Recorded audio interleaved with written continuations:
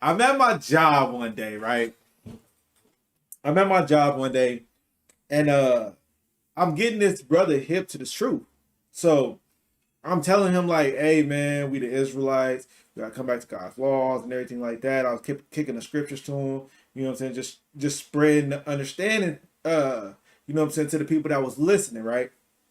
He finally come around. He finally starts learning and everything like that. So a couple months go by. We chopping it up. We chopping it up one day in the break room, and he asked some questions. He got the scriptures.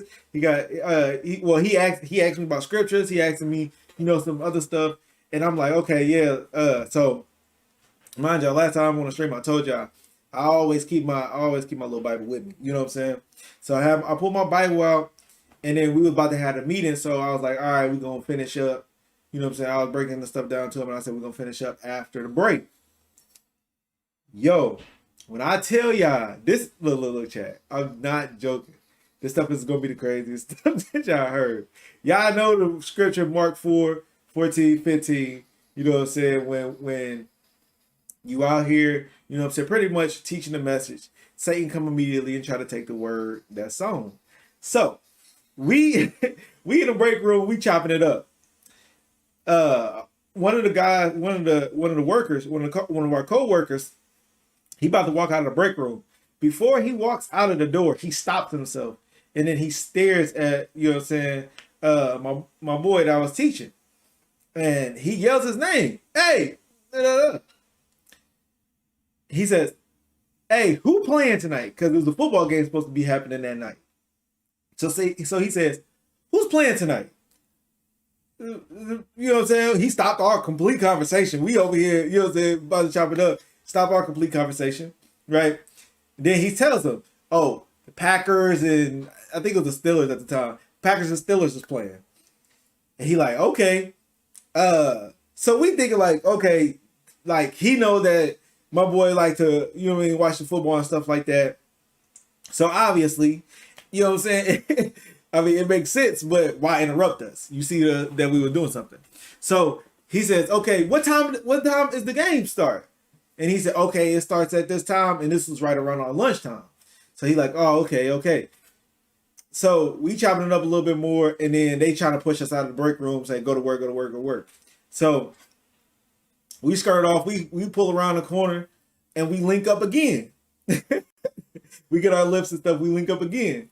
We start chopping it up over here, you know what I'm saying? In the main, like, well, not the main aisle, but like the middle aisle, right? And we start chopping it up because most people just drive past us and everything like that. He stops again, bro. He stops us again in the middle of the aisle. He says, what time did you say that game started?" Do. And then he like, "Oh, it started around that time." And then he was like, so my boy asked, he said, "Who you going for?" He says, "The Packers." So we like, okay, whatever. And mind you, at the time, the brother was trying to tell me something really important to because he had a question. But when he came over there and interrupted us in our speech, it threw him completely off. And he like, "Man, bro, I was supposed to be saying something to you. I completely forgot what it was. I don't know. I can't even remember what I was about to ask you." And I'm like, "Man, that's crazy." Because in my mind, I know the scripture, so I understand what just happened. You see what I'm saying? But he doesn't know that much yet. So I'm sitting here and I'm like, "Bruh, the serpent is out here, bro." I'm like, "The serpent is out here." So I said, "Man, look, man, this is what we're gonna do." I said, if you remember it, come to me and we can talk about it. You know what I'm saying? We chopped it up a little bit, and then we, you know what I'm saying, got on our way, started doing our work. Break time hits. He links back up with me. We sit in the break room, we chopping it up a little bit, eating and everything like that. And we looking around for the dude that came in, you know what I'm saying, kept asking questions about the football game because they had the football game on in the break room. Bro, I tell y'all, look, the football game on in the break room, this man is nowhere to be found. We like, I wonder where this man is at because he was bugging us heavily about this game. So I go to my car. I gotta go grab something out of my car. I see him outside chilling. You know what I'm saying? And I say, uh, and you know what I'm saying? When you trying to watch the game is on right now, bro. And mind you, my brother was with me. He said, I'm not watching that game. Huh? wait, wait, what? He said, I'm not about to watch that game. So mind you, my brother, he knew it to the truth. So we sitting here looking at each other like, what do you mean you're not about to watch the game? You was asking all these questions about the game. You interrupted us 2 times in our speech. You know what I'm saying? Because we over here trying to conversate about the Bible. You interrupt us about this football game, and then all of a sudden, now that the game is on, everything that you asked for is in place for the situation to happen, for you to watch this game that you bugged us so bad for. You gonna tell us in our face that you wasn't planning on watching the game at all? I said, what? he said, I thought you said you was going for the Packers. He said, yeah, I'm not watching that game tonight. I said, bro. I said, look, bro, I'm gonna go grab my stuff. I said, I'm gonna go grab my stuff and I'm about to show you something, bro. I gotta show you something. So we get back to the table and everything like that.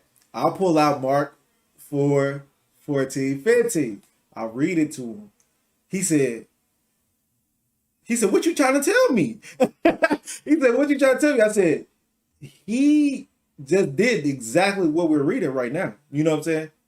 He just did exactly what we're reading right now. I said, remember you said that you had something important that you wanted to talk to me about. You don't even remember it. You see what I'm saying? And he said, man, that is true. And we sat there and we pondered on it. And we like, bruh, mind you, every day after that, anytime yes, that man was sowing seeds of discord for sure. He was trying to knock us off so we wouldn't continue learning and building with each other. So every day after that, it would always be somebody. And I told him, I said, bro, I'm telling you, because I already experienced it beforehand, before we got into it, because you know what I'm saying, you see it on the streets, you going out there teaching and stuff like that, you'll see people come up in there and they'll disrupt your whole conversation trying to draw somebody out of the you know what I'm saying, from listening, right? So every time we got into the Bible, after that, bro, I'm telling you, it was crazy. It was always somebody coming, interrupting us. It would be people come, they would stand literally right next to us and just stare at us, bro. And just stare at us. Don't want anything at all. Don't want anything at all. Come and stare at us and just look at us in our eyes like they wanted something. Just a distraction. It was a couple times I had to stop my conversation like, bro, do you want something? Like, what's up? And I would say 8 out of 10 times, bro, they never wanted anything. 8 out of 10 times. You know what I'm saying? It was crazy, bro. It was crazy.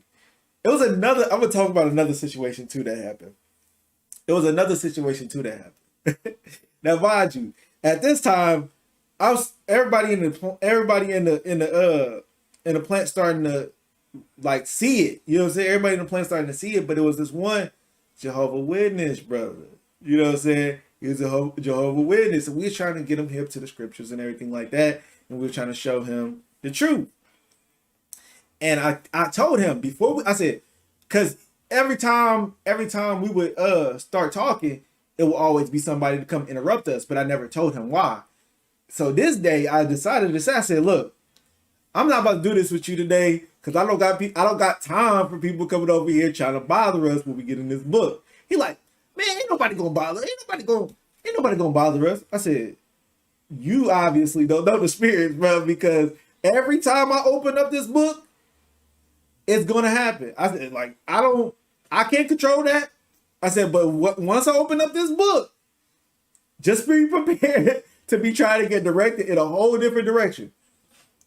Look, so me, him, the other brother that was learning that he was an Israelite, we all in a group, bro, in a corner where nobody can see us, conversating, building.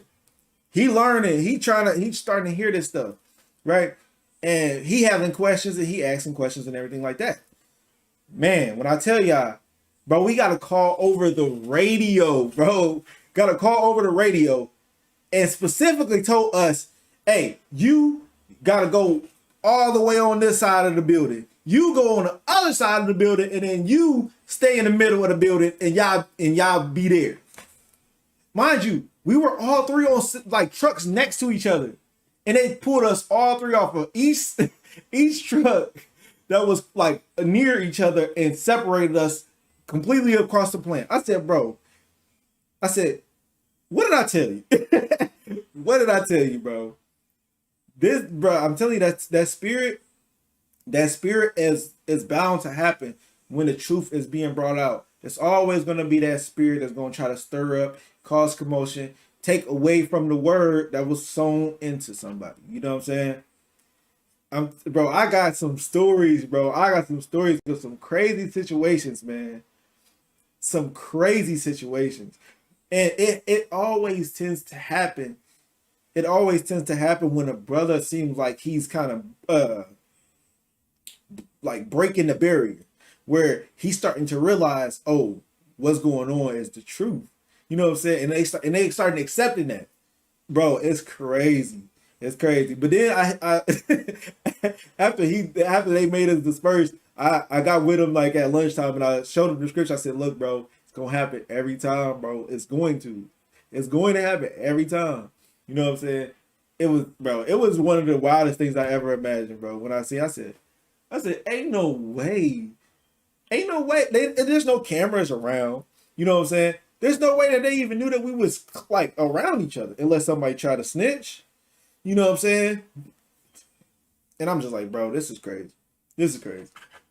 But yeah, man, that's two of the more crazier stories, you know what I'm saying, of Mark 4:14-15 being applied like just normal days.